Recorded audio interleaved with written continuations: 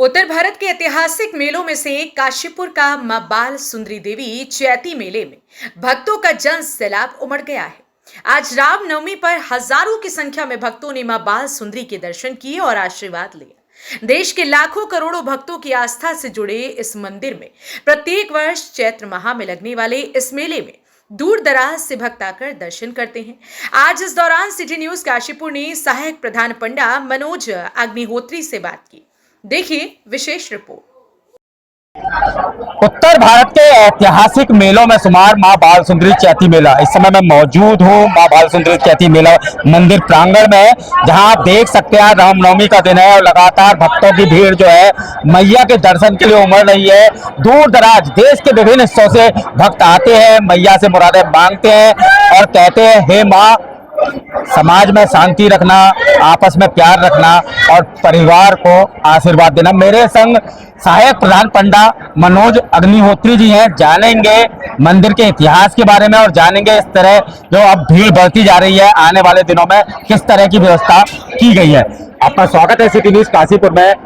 बात करें तो मैया का आशीर्वाद पूरे समाज पर और सैकड़ों वर्ष पुराना मैया का इतिहास है, क्या कहेंगे सब? जय माता की विकास जी। देखिए, आज रामनवमी का दिन है। सभी भक्तों को रामनवमी की हार्दिक शुभकामनाएं। बात करें चैती मेले की तो ये मैया का मेला है और इस मेले का, इन दिनों का जो दर्शनों का महत्व है वो इसलिए है कि चैती मेले में जहाँ पे ये दर्शन हो रहे हैं वो एक शक्तिपीठ स्थान है। माँ की बाई भुजा यहाँ गिरी थी और शक्तिपीठ की अपनी महानता और महत्ता होती है। दूसरी तरफ माँ की स्वर्ण प्रतिमा है जो माँ की बाल रूप में है और बाल लीलाओं के कारण ही उनका नाम बाल सुंदरी का है। माँ के चेहरे पे आप देखेंगे अबोध बालिका के समान तेज है और माँ इस प्रतिमा के रूप में सात्विक, राजसी और तामसी तीनों गुणों का प्रतिनिधित्व करती हैं और तीनों ही शक्तियों का नेतृत्व करती हैं और तीनों प्रकार की पूजन पद्धति स्वीकार करती है। 4 अप्रैल की रात में हवन पूजन इत्यादि के बाद माँ का डोला 5 अप्रैल की सुबह लगभग 4 बजे यहाँ पहुंचा और तभी से श्रद्धालुओं का तांता लगा हुआ है। देखिए, होता क्या है कि जब इस शक्तिपीठ स्थान पर माँ आगे स्वयं अपनी बाल रूप में विराजती है तो उसके बाद यहाँ माँ का प्रत्यक्ष चमत्कार होता है। जो भी श्रद्धालु अपनी मनोकामनाएं लेकर आती हैं उन सबकी पूरी होती है। सुबह से लगभग 10-12 लोग तो मुझे मिल चुके हैं जो पिछले साल माँ से अपनी प्रार्थना करके गए थे और इस साल खुशी खुशी आए हैं कि माँ से जो मांगा था वो मिल गया। यही यहाँ की महत्ता है और यही यहाँ का चमत्कार है और आप देखेंगे तो आने वाले 2-3 दिन लगातार श्रद्धालुओं का तांता लगा रहेगा और भीड़ बढ़ती रहेगी। आपने बात करी माँ को प्रसाद खिलाने की कि माँ 3 रूपों में प्रसाद स्वीकार करती है। उनमें एक शब्द था तामसी। बलि प्रथा खत्म हो चुकी है, ऐसे में तामसी प्रसाद किसे कहते हैं, किस तरह से? देखिए, तामसी गुण भी माँ का गुण है और ये कोई इसको तमस नाम आते ही हम बुरी तरीके से देखते हैं, लेकिन नहीं, असुरों के संहार के लिए माँ का तामसी रूप का प्रादुर्भाव हुआ और तामसी शक्तियां भी जरूरी है, वही बुराइयों का नाश करती हैं और माँ को यहाँ पर बकरे का और मदिरा का भोग भी लगता है और माँ उस भोग को भी स्वीकार करती है। ये तामसी गुण है जिसका प्रतिनिधित्व माँ काली के रूप में किया जाता है। उसके अलावा अगर आप देखेंगे यहाँ धनाढ्य लोग आते हैं, रुपया सोना चांदी चढ़ाते हैं, वो राजसी रूप है जिसका प्रतिनिधित्व महालक्ष्मी करती है। साथ ही साथ आप देखेंगे पूरे 9 दिन के व्रत रखने के बाद लोग यहाँ आके बैठ के माँ का जाप करते हैं। वो एक सात्विक रूप से पूजन हुआ, माँ की सेवा हुई, जिसका प्रतिनिधित्व माँ सरस्वती करती है। तो इस प्रकार तीनों ही पूजन पद्धतियों को माँ स्वीकार करती है और तीनों प्रकार के भक्तों को माँ अपना आशीर्वाद देती है। एक सवाल ये है कि मैं देख रहा हूँ लगातार नवयुगल जो है वो माँ का आशीर्वाद ले रहे हैं, उसको लेकर किस तरह की?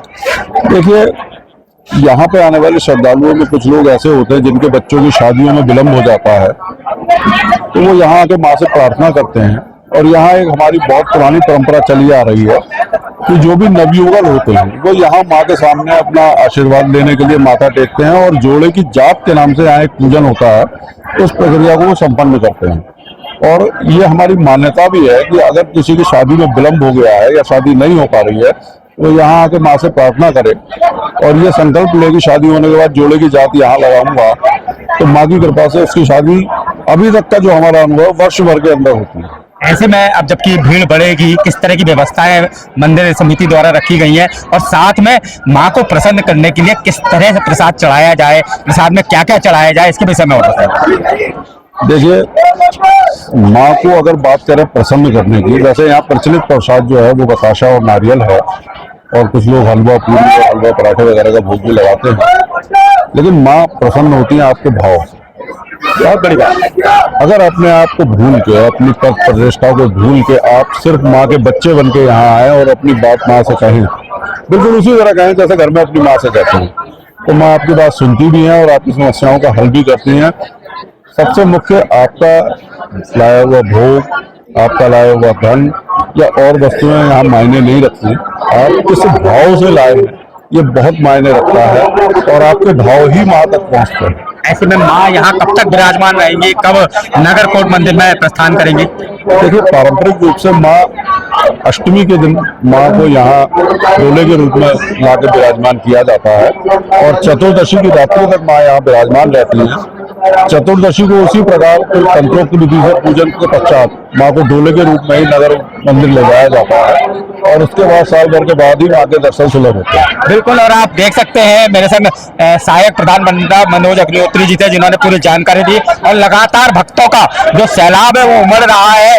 हर कोई मैया के दर्शन करके यही कहना चाहता है कि हे माँ कृपा बनाए रखना, हे माँ परिवार पर कृपा बनाए रखना, और उम्मीद है कि माँ सभी भक्तों की जो है ये मनोकामना है पूर्ण करेगी। सिटी न्यूज काशीपुर से अपने सहयोगी रिंकू रासिम के साथ में विकास गुप्ता।